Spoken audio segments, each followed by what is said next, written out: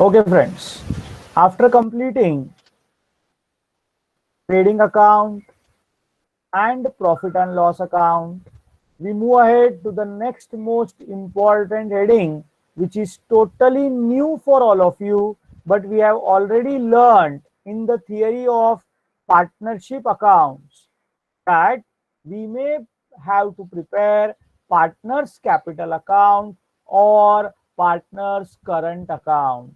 My dear friends, सोच समझ कर जवाब देना. If only capital account balances of partners are given in trial balance, अगर आपको ट्रायल बैलेंस में सिर्फ कैपिटल अकाउंट ही दिखता है तो बोलो it is dash capitals, fixed capitals और fluctuating capitals. What does it mean? Please let me know about the same. If only capital account balances of partners are given in trial balance, it means it is dash capitals.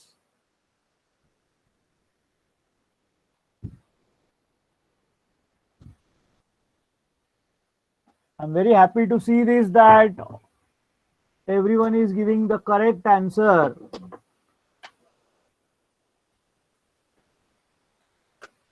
Very good, my dear friends. It is fluctuating capitals. Perfect.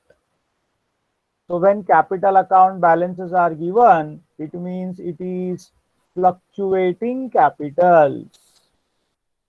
So if only capital account balances of partners are given in trial balance, that is fluctuating capitals, then partners capital account will be prepared while preparing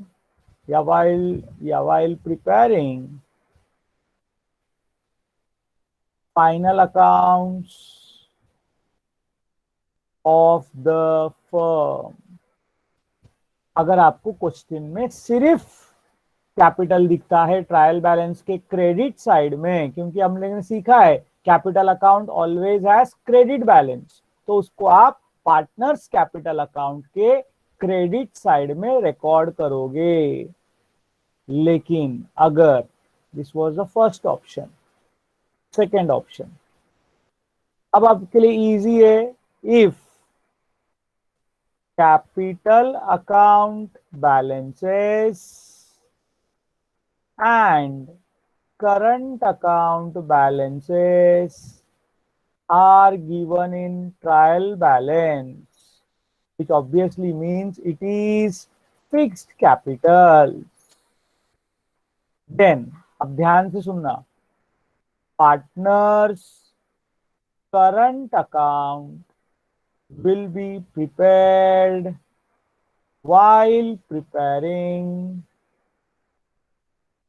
final accounts of the firm. अब लेकिन यहां पर तो दो चीज दिया था, आप बोल रहे हो सर करंट अकाउंट बनाना है तो कैपिटल का क्या करना है. सो इन दिस केस ध्यान से समझना my dear friend, this is important.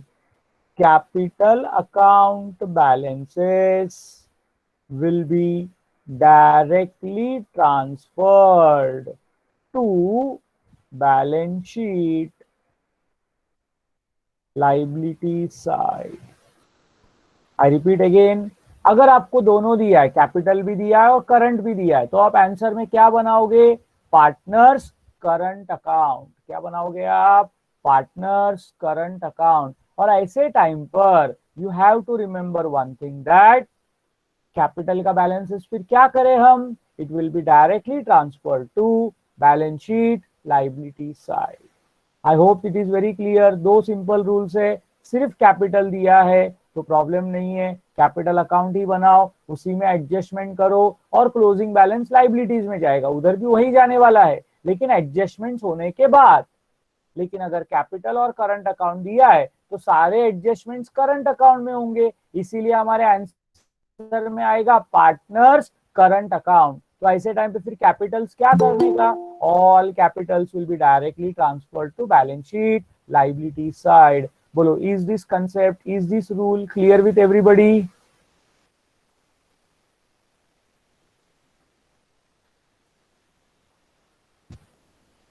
Very simple, very easy, nothing great about it, एकदम सिंपल सा रूल है। हमने ऑलरेडी कैपिटल और करंट अकाउंट के बारे में सीखा था, अभी हम लोगों को सिर्फ उसके बारे में जानकारी लेना था।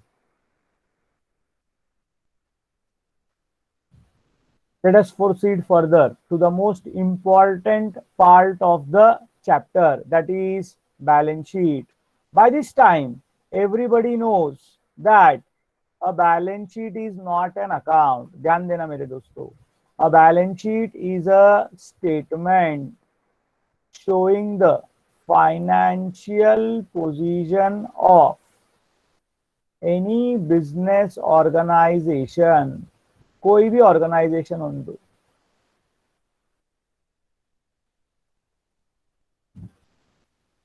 on the last day of the year. So friends, what is balance sheet? A balance sheet is a statement showing the financial position of any business organization on the last day of the year. साल के आखिरी दिन उसकी आर्थिक परिस्थिति कैसी है, उसका आर्थिक पैसे का क्या स्टेटस है, ये हमको पता चलता है। So my dear friends, the financial position of any business can be understood by knowing the amount receivable, that is what we call as assets, and the amounts payable, which is called as liabilities. So the financial position of any business can be known by two things. दो चीजों से मालूम पड़ता है कि आर्थिक परिस्थिति कैसा है, वो सॉल्वेंट है या वो इंसॉल्वेंट है। वो जानने के लिए दो चीज इंपॉर्टेंट है, कितना पैसा मिलने का है और कितना पैसा देने का है। जो मिलने वाला पैसा है उसको बोलते हैं एसेट्स, क्या बोलते हैं, एसेट्स। और जो देने वाला पैसा है उसको क्या बोलते हैं मेरे दोस्तों, liabilities. So assets are amount receivable and liabilities are amounts payable. Very important thing that you all have to remember is the next point, that is examples of assets. What are the examples? Simple, ध्यान में रख लेना। इसको याद रखने के लिए analysis of financial statements जो उन्होंने लेक्चर अटेंड किया वो बहुत काम में आएगा। फिक्स्ड एसेट्स, करंट एसेट्स, आप लोगों को सब पता है, ठीक है। I would rather like to mention that because you have already learned assets can be classified as, what are the two types, fixed assets and current assets. What are the two types of assets my dear friends, fixed assets and current assets। जो organisation में लंबे time तक रहने वाला assets है, those assets which remain in the business for a long period of time, they are called as assets, fixed assets। कल के lecture में किसी ने एक्सपेंसेस में फर्नीचर और कंप्यूटर बोला था, तभी मैंने बोला रॉन्ग है, क्योंकि that comes under the category of fixed assets, क्योंकि वो बेच के अपने को पैसा मिल सकता है, इसीलिए उसको एसेट बोलते हैं, इसीलिए वो अमाउंट रिसीवेबल में आ गया। My dear friends, you have to understand current assets क्या है। फिर वो एसेट्स जो एक साल के अंदर कैश में कन्वर्ट हो जाता है, जो पैसा बिजनेस में घूमते रहता है, जिससे पैसा जल्दी रिकवरेबल है, those are called as current assets. So examples of fixed assets. अच्छा, फिक्स्ड एसेट्स में भी क्लासिफिकेशन हो सकते हैं, टैंजिबल एंड इनटैंजिबल, बट अभी मैं उसको रिकॉर्ड नहीं कर रहा हूं। तो बेसिक एग्जांपल जो सब लोगों को मालूम है एसेट्स में क्या क्या आ सकता है, वो है लैंड एंड बिल्डिंग, ठीक है। You can start typing in the chat box any example that you can remember. Yes, we can have furniture and fixtures, we can have motor car, we can have computers. There are so many things which can be possible. We can have investments. We can have intangible assets like goodwill.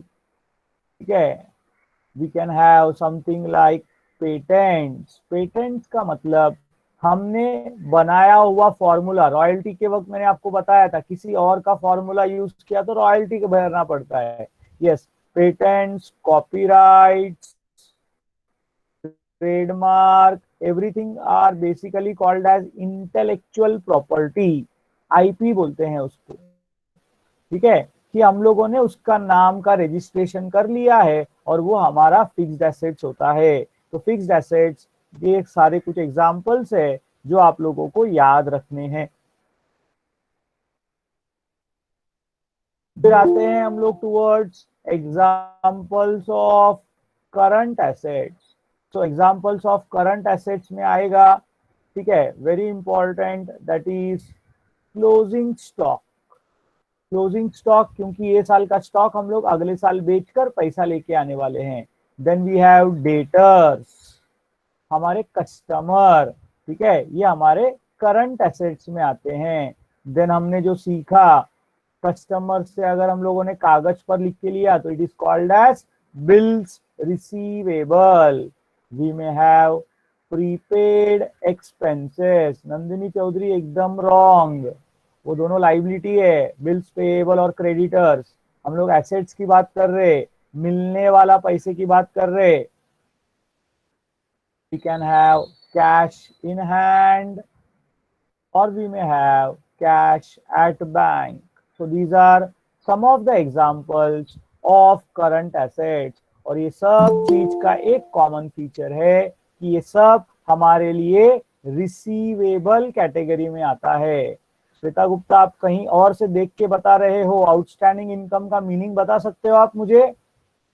Shweta Gupta, don't see text books and give the answers, you are bluffing yourself.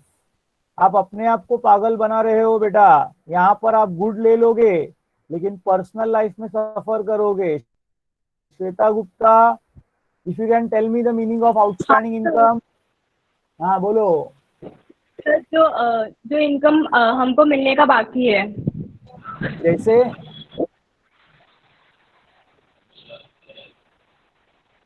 क्यों बेटा, क्यों ऐसे? Sir मुझे याद आया तो मैंने लिख दिया. नहीं, मैं आपको ये बता रहा हूँ कि आप अगर कहीं से देख के लिख रहे हो तो मत करना वो काम. ठीक है, अगर आपको याद है तो इट्स वेरी गुड, बट देखो मत, नहीं तो गड़बड़ हो जाएगा. टेक्स्ट बुक में देते आउटस्टैंडिंग इनकम, मैं जानता हूँ, उसका नाम है इनकम रिसीवेबल, उसको आउटस्टैंडिंग इनकम नहीं बोलते. मैं बाद में कभी डिस्कस करूंगा आपसे इसके बारे में, don't worry. So I am requesting, I am not complaining, please don't take it as otherwise.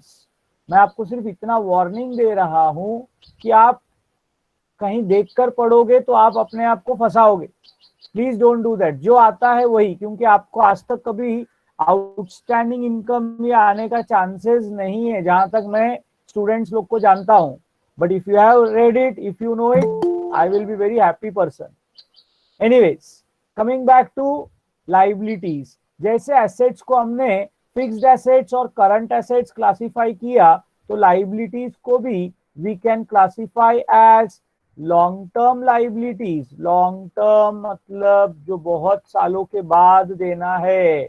ठीक है, एंड इसमें लेकिन एक पहला मैं और एक इजी का क्लासिफिकेशन करता हूं. Internal liabilities. इंटरनल यानी फर्म में पार्टनर्स को जो देने का है उसको इंटरनल बोलते हैं. एंड एक्सटर्नल लाइबिलिटीज, तो बाहर वाले को देना है. तो लाइबिलिटीज में दो भाग, internal and external. External liabilities can be further classified as long-term liabilities and current liabilities. अब ये सब क्लासिफिकेशन अपन ने सीखा हुआ है, इसीलिए मैं रिपीट कर रहा हूं. जिन लोगों ने स्टार्टिंग का लेक्चर नहीं बैठा उनको वापस रिवीजन हो जाएगा. So example of internal liabilities. Internal liabilities मतलब क्या सर? मैंने आपको बताया था फर्म अलग है, पार्टनर्स अलग है। याद है कि आपको? उसका कौन सा कंसेप्ट का नाम बताया था, जरा लिखो तो। कौन से कंसेप्ट में बताया था फर्म अलग है, बिजनेस अलग है और उसके ओनर्स अलग है? किसी को याद है क्या? Very good Priya, concept of entity. Very good Sandhya. Yes Gopi Krishnan, याद रखना एंटिटी, औहदा, स्टेटस। बोलता है फर्म अलग, पार्टनर अलग। तो जो पैसा फर्म पार्टनर को देने का है, जो पैसा फर्म पार्टनर को देने का है, उसको बोलते internal liabilities. So they are partners capital account balances. इसके अलावा एक बहुत इंपॉर्टेंट चीज आता है, वो है reserves and surplus. Reserves and surplus ये बहुत बहुत इंपॉर्टंट कंसेप्ट है मेरे दोस्तों। रिझर्व्स म्हणजे साठवलेलं, रिझर्व म्हणजे साठवून ठेवलेलं, जमा करके रखा हुआ। मेरे दोस्तों सोल ट्रेडिंग कंसर्न में ये कम होता है, लेकिन पार्टनरशिप फॉर्म और ज्वाइंट स्टॉक कंपनी में बहुत ज्यादा होता है। क्या है सर रिजर्व एंड सरप्लस? ध्यान से सुनना, हर चैप्टर में आपको ये आने वाला है मेरे दोस्तों। Let us say A B and C are partners in a firm. तीन पार्टनर है ए बी और सी। हमको इस साल 3 लाख रुपया प्रॉफिट हुआ, ये साल में 3 लाख रुपया प्रॉफिट हुआ। और अगर इनका रेशियो इक्वल है तो तीनों जन 1 लाख 1 लाख 1 लाख बांट के घर पे लेके जाएंगे। लेकिन बिजनेस को कल चल के पैसे का जरूरत पड़ा तो उन लोग को घर से लेके भी आना पड़ेगा। उस वक्त सी बोलता है यार आता माझे पैसे संपले, माझ्याकडे नाही है, तुम्ही दोघं बघून घ्या, आज मेरे पास पैसा नहीं है, आप दो ए और बी एडजस्ट कर लो। तो क्या ये सही है कि गलत है? सामने खर्चा खड़ा है, खर्चा करने का है, जरूरी है बिजनेस के लिए। सी बोलता है मेरे पास पैसा नहीं है, ए और बी तुम डाल दो और आगे करते अपन बाद में, मैं जब आएगा तब मैं देगा। तो ए और बी बोलेगा पागल हो गया है क्या, हम लोग क्यों डाले, हम लोग भी नहीं करेंगे, फिर जाने दे। तो जो है ना बिजनेस, खड़ा खड़ा बिजनेस बंद हो सकता है मेरे दोस्तों। क्योंकि पार्टनरशिप फॉर्म में एक आदमी नहीं है, 2 3 जन, 5 6 जन, 8 10 जन इन्वॉल्व है। तो इजियर ऑप्शन क्या है? 3 लाख रुपया प्रॉफिट आया ना, ठीक है, 3 लाख में से 1 लाख रुपया फॉर्म में ही रहने दो, 3 लाख को बांट के मत लो, 3 लाख में से 1 लाख रुपया फॉर्म में रहने दो और बाकी बचा हुआ 2 लाख है उतना ही बांट के लो। तो कल चल के जरूरत पड़ा तो किसी को घर से लाने का जरूरत नहीं, 1 लाख रुपया अपन ने फॉर्म में रखा है। मेरे को बताओ 3 लाख बांटना अच्छा ऑप्शन है कि 2 लाख बांटकर 1 लाख रुपया फॉर्म में रखना अच्छा ऑप्शन है? पहला ऑप्शन अच्छा है कि दूसरा ऑप्शन अच्छा है? फर्स्ट और second? Everybody agrees to what I say? अगर सेकंड ऑप्शन अच्छा है मतलब हर साल उन्होंने 1 लाख, जैसा 3 में से 1 लाख, वैसा 5 लाख आया तो 2 लाख, वैसा 10 लाख आया तो 3 लाख, ऐसा अगर उन्होंने पैसा धीरे धीरे हर साल जमा किया मेरे दोस्तों, तो उसको मिलाकर बोलते रिजर्व्स। और सरप्लस ये प्रॉफिट एंड लॉस अकाउंट का क्रेडिट बैलेंस जो आया, नेट प्रॉफिट जो आता है उसको बोलते हैं। और उसके एग्जाम्पल्स आते हैं जनरल रिजर्व, नाव लक्षात ठेवा, जनरल रिझर्व किंवा रिझर्व फंड। दोन नावं लक्षात ठेवायची, very very important at this stage. You have to remember general reserve and reserve fund. बोलो मैं क्या बोला, सब लोगों को समझ में आ रहा है क्या? तो partners capital and reserves and surplus. अभी आपको कभी तो भी ट्रायल बैलेंस में वर्ड आएगा जनरल रिजर्व या रिजर्व फंड, तो याद करने का general reserve, reserve fund, these are examples of what, reserves and surplus. और उसको कहां लिखने का? बैलेंस शीट के लाइबिलिटीज साइड में। कहां लिखने का उसको मेरे दोस्तों? Balance sheet liabilities side. Am I clear? आपने कभी जनरल रिजर्व देखा क्या रे? Have you ever seen general reserve? Yes, reserve fund भी आता है। बहुत सारे लोगों को समझता नहीं है क्या है वो, लेकिन अभी मैंने उसको समझा दिया है, उसका लॉजिक क्या है, उसका रीजनिंग क्या है और उसका पोस्टिंग क्या होगा। तो जनरल रिजर्व, रिजर्व फंड देखोगे तो फाइनल अकाउंट्स में पोस्टिंग कहां बोलोगे उसका? Balance sheet liability side. कहां पर पोस्टिंग आएगा मेरे दोस्तों? Balance sheet liability side.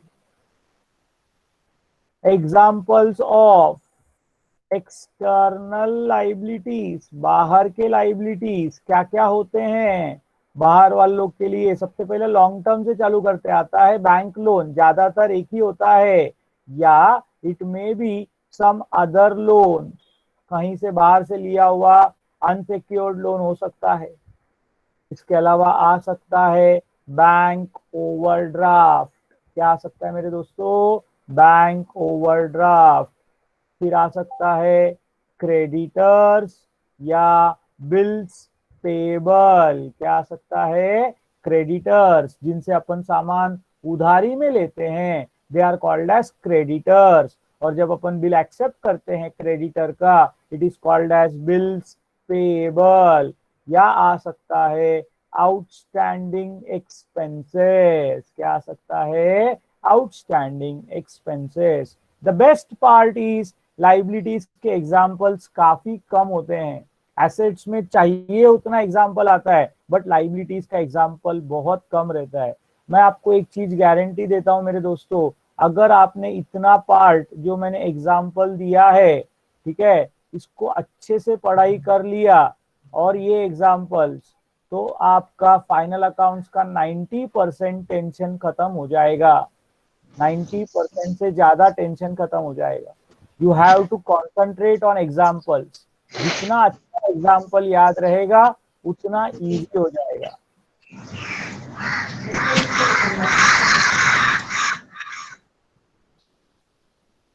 Okay, so any doubts in this before I proceed further? Example सब क्लियर है? आपको मैं सिंपल होमवर्क देता हूं आज। अपन क्वेश्चन तो सॉल्व करेंगे, लेकिन एक और चीज, लिखते वक्त ध्यान से लिखो। सिर्फ सारे ट्रेडिंग में क्या एग्जाम्पल, पी&एल में क्या एग्जाम्पल, पार्टनर्स कैपिटल तो ऐसा कुछ खास है ही नहीं, और बैलेंस शीट में एसेट्स का क्या एग्जाम्पल, लाइबिलिटीज का क्या एग्जाम्पल। अगर आपने एग्जाम्पल पर मेहनत किया ना, आपका फाइनल अकाउंट्स यूं खत्म हो जाएगा, क्योंकि यही एग्जाम में आने वाला है। सब मिक्स होके आएगा, आपको अलग अलग जगह पे उसको भेजना है मेरे दोस्तों। तो फाइनल अकाउंट्स में जिन लोगों ने 11वीं में नहीं किया, ऐसा लगता है तो टेंशन मत लो। मैं जो अभी बोल रहा हूं उस पर कॉन्सेंट्रेट करो, आपका फाइनल अकाउंट्स 100% अच्छे से जाएगा। बैलेंस शीट में कुछ और बातें बाकी है। Let us try to understand those things. Since balance sheet is not an account, this is very important my dear friends, or I would say in other words, to show that balance sheet is not an account, अभी हम लोग एक example समझ लेते हैं मेरे दोस्तों। If we understand, let us say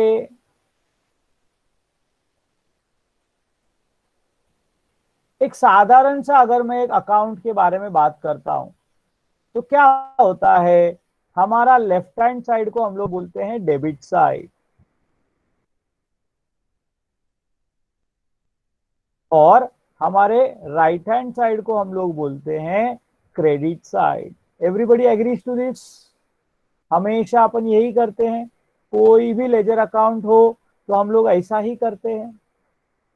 balance sheet में क्या किया गया है, क्योंकि उनको ये अकाउंट नहीं है, ये प्रूव करना था, तो उन्होंने सारे डेबिट बैलेंसेस को राइट हैंड साइड में ले लिए। उन्होंने सारे डेबिट बैलेंसेस को जो है, they have taken it on the right hand side, and what they have done is they have taken all the credit balances to the left hand side। जगह बदली कर दिया उन लोगों ने। क्यों? क्योंकि उनको प्रूव करना था कि बैलेंस शीट ये अकाउंट नहीं है। अब हमारे लिए एसेट्स यानी डेबिट बैलेंस, एसेट्स यानी कौन सा बैलेंस, डेबिट बैलेंस, और लाइबिलिटीज यानी कौन सा balance, credit balance. Liabilities are pebbles.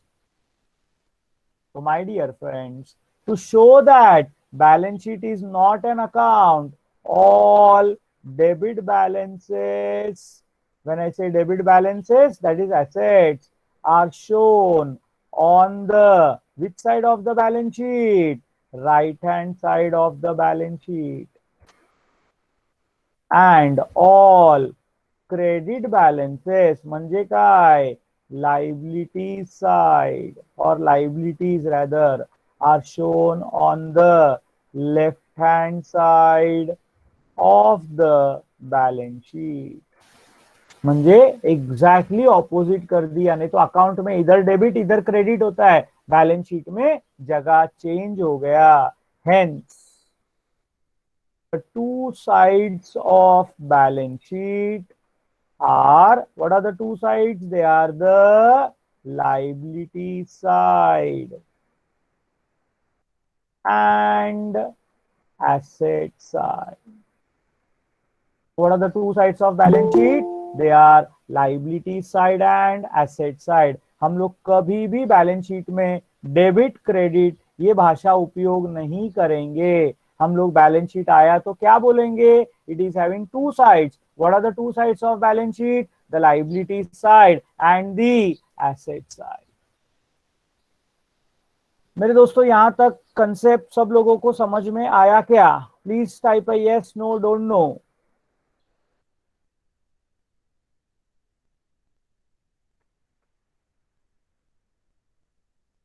मैं एक स्टेटमेंट लिख रहा हूं जो शायद कहीं आपको पढ़ने ना मिले।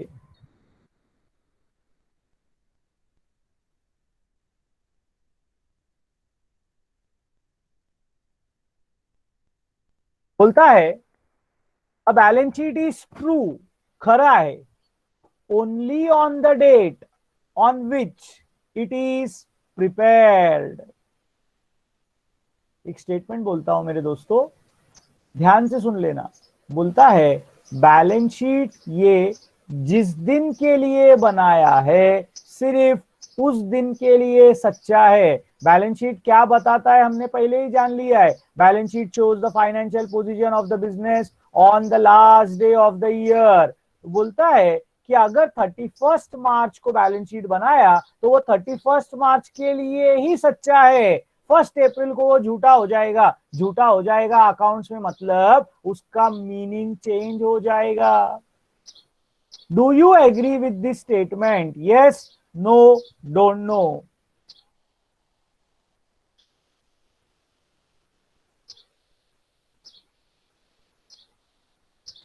Can anyone from you give me one example क्यों ये स्टेटमेंट सच्चा है? आप लोग सब लोग मान रहे हो क्योंकि सर ने बोला तो ये तो सही होगा, वो भी बोल्ड करके लिखा है सर ने अभी, तो इसमें कोई हमारा दो राय नहीं है सर। बट ये इस स्टेटमेंट को कोई प्रूव कर सकता है क्या? Why I am saying this way? Why it is said that balance sheet is true only on the date as on which it is prepared?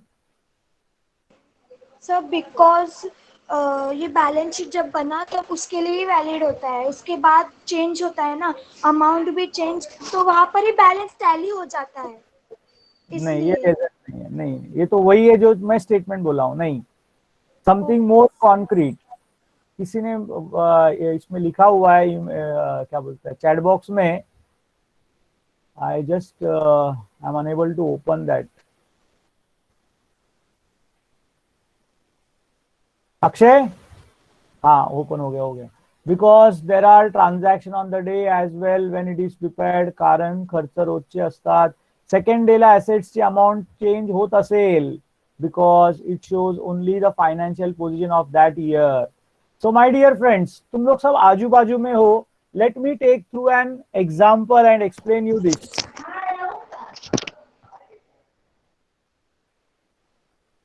हम लोग ने अगर let us say balance sheet बनाया as on 31 March 2020, let us assume मैंने एक balance sheet बनाया।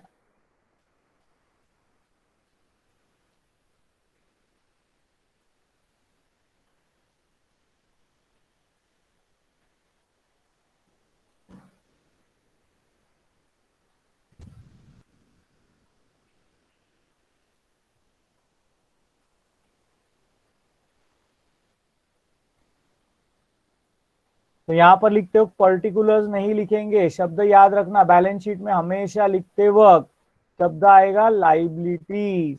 बहुत students लोग गड़बड़ करते हैं, इसलिए मैं इंसिस्ट कर रहा हूं। और इधर आएगा एसेट्स, रुपीज रुपीज, वो इनर कॉलम आउटर कॉलम जैसे बनाते थे वैसे ही। Now my dear friends, let us take example. Asset side में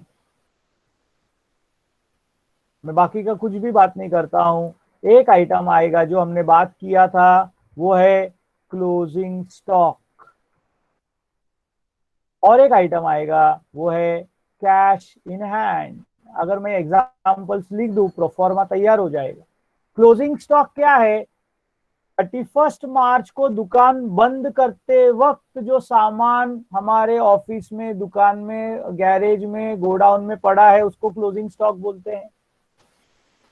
अगले दिन 1 अप्रैल के सुबह दुकानदार दुकान खोलेगा और कस्टमर आया और एक ब्रेड का पैकेट लेके गया।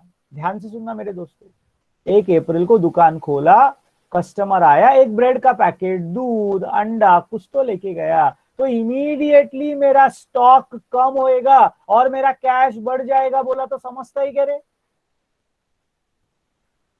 जो कल दुकान बंद करते वक्त था, आज सुबह तक वही था दुकान खोलने तक, लेकिन आज सुबह जैसे ही दुकान खोला वैसे ही वो क्या हो गया, बदल गया।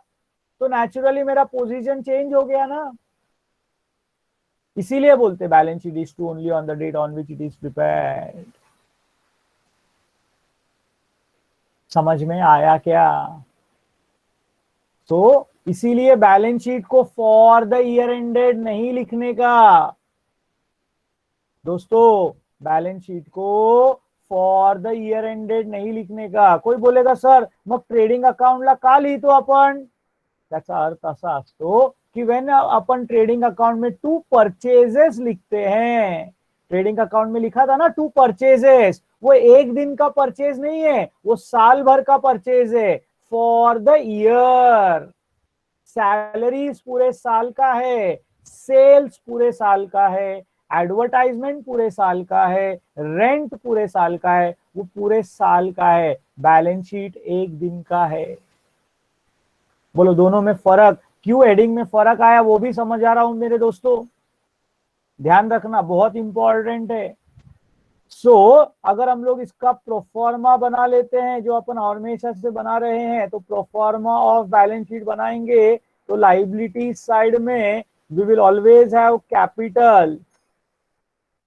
Late us say our partners are A and B as I told you।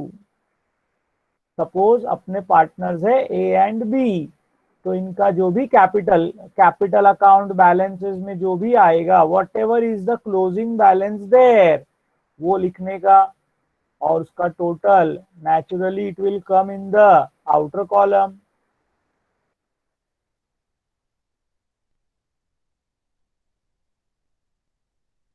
इसके अलावा मैंने आपको बताया कैपिटल्स के अलावा एक इंपॉर्टेंट आइटम आज ही सीखा अपन ने, वो है जनरल रिजर्व। सो जनरल रिजर्व आया तो वो लिखने का, या फिर आ सकता है बैंक लोन, या जैसे मैंने बोला बैंक ओवरड्राफ्ट, या मैंने बोला क्रेडिटर्स, या आ सकता है बिल्स पेबल, या आ सकता है आउटस्टैंडिंग एक्सपेंसेस। ये सब आ जाएंगे बैलेंस शीट लाइबिलिटीज साइड में, ठीक है। Better I make it in a separate page so that everybody can see it properly. या when we talk about assets, so we have so many fixed assets as we have already discussed। इसका सबका amount जो है मैं मान के चल रहा हूँ फिलहाल विदाउट एडजस्टमेंट है, इसीलिए ये सब सेम रहेगा। एडजस्टमेंट आया तो इनर कॉलम में जाके एडजस्टमेंट करते हैं हम लोग। लाइकवाइज एसेट साइड में आएगा land and building, you may see plant and machinery, you may see furniture and fixture, you may see vehicles और मोटर कार मैंने एग्जांपल बोला, you may see investment, you may have a goodwill, तुमको आ सकता है patent, तुमको आ सकता है copyright, तुमको आ सकता है ट्रेडमार्क, किसने बोला था बीच में कंप्यूटर, ऑफकोर्स वो फिक्स्ड एसेट्स में टैंजिबल में आ जाता है। इसके अलावा आ सकता है क्लोजिंग स्टॉक। नंदिनी ठीक है, रुक जाओ, इधाई मत करो, ये सब चीजों का मीनिंग मालूम होना जरूरी है, नहीं तो बाद में स्टूडेंट्स लोगों को समझता नहीं है, इसीलिए मैं कुछ बाहर का आइटम्स नहीं ले रहा हूँ। Debtors, you are right to that extent, bills receivable, prepaid expenses, इनको आ सकता है और क्या रह गया, डेटा स्टॉक, कैशेड बैंक, बहुत सारे एग्जाम्पल्स है, ये खत्म नहीं हुआ है, इतना याद रख लेना। बट आज के दिन में मैं बहुत ज्यादा अलग अलग आइटम्स को टच नहीं कर रहा हूँ, नहीं तो ऐसे भी कुछ स्टूडेंट्स लोग रहेंगे जिन लोगों को आता नहीं रहेगा, उन लोग फिर चुपचाप बैठेंगे तो it will become difficult later. I don't want any item to be written without understanding the meaning. Please cooperate with me. जिनको आता है होल्ड करो, हम लोग को कम से कम 1 महीना ये चैप्टर सीखना है, बहुत सारी बातें हम लोग डिस्कस करेंगे, तो सब लिखोगे तो बैलेंस शीट का खास बात है that the total of liabilities and the total of assets would be tallied. This is a rough pro forma of balance sheet that we have prepared. तो आज हम लोगों ने 2 इंपॉर्टेंट चीजों के बारे में बात किया।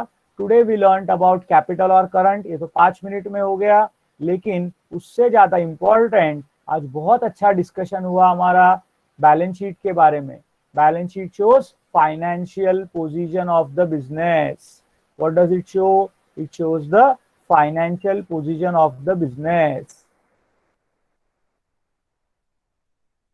कैसे मालूम पड़ता है फाइनेंशियल पोजीशन? कितना पैसा मिलने का है, कितना पैसा देने का है। तो एसेट्स एंड लाइबिलिटीज, एसेट्स में there are 2 categories, fixed assets and current assets, ठीक है। तो एसेट्स में फिर हम लोगों ने फिक्स्ड एसेट्स के एग्जांपल समझे, हमने करंट एसेट्स के एग्जांपल समझे। लाइबिलिटीज में मैंने थोड़ा अलग क्लासिफिकेशन लिया, इंटरनल एंड एक्सटर्नल। फिर उसके हम लोगों ने एक्सटर्नल में 2 और कैटेगरीज होते हैं, long term and current liabilities. इतना आपको जरूरत नहीं है, जस्ट बता के रख रहा हूँ। फिर उसके एग्जांपल समझे। To show that balance sheet is not an account, जगह को चेंज कर दिया, ये लॉजिक ध्यान में रखने का। एंड इसलिए 2 साइड्स ऑफ बैलेंस शीट को क्या बोलते हैं? Liability side and asset side. एक स्टेटमेंट मैंने लिखा के दिया है that a balance sheet is true only on the date on which it is prepared. इसके बारे में तुम जितना सोचोगे उतना तुमको और क्लैरिटी मिलते जाएगा। And this is how a balance sheet looks like. Sir आपने कैपिटल और करंट अकाउंट का प्रोफॉर्मा नहीं दिया है। दिया है, आप लोग को जाके थियरी पार्टनरशिप अकाउंट्स के उधर चेक करना पड़ेगा, हम लोगों ने उसके बारे में वहां पर डिटेल में दिया हुआ है। So friends, that is all for the day today. ध्यान में रखना, हमने जितना सीखा